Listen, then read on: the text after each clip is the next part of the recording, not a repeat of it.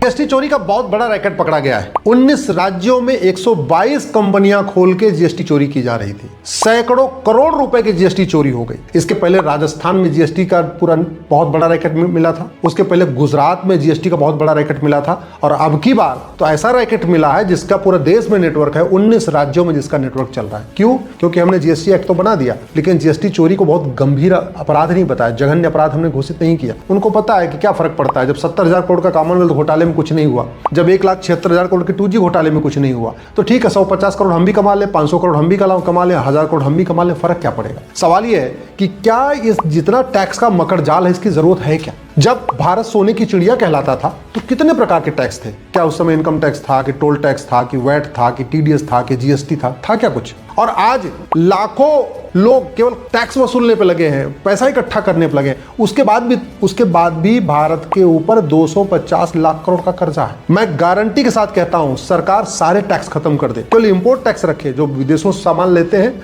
उसका उस पर टैक्स लगाएं, उस पर कस्टम लगाएं, उस पर जो उनको लगाना है लगाएं, लेकिन भारत के अंदर सारे टैक्स खत्म कर दे और फिर भी सरकार को ज्यादा पैसा मिलेगा। सरकार ये सारे टैक्स खत्म कर दे, वन नेशन वन टैक्स लागू करे, बैंकिंग ट्रांजैक्शन टैक्स लागू करे, कमाई पे सारे टैक्स खत्म करे, केवल खर्च करने पे टैक्स लगाए। सरकार की आय भी बढ़ जाएगी, बिजनेस कारोबार भी बढ़ जाएगा, जीडीपी भी बढ़ जाएगी और भ्रष्टाचार अपराध भी खत्म हो जाएगा।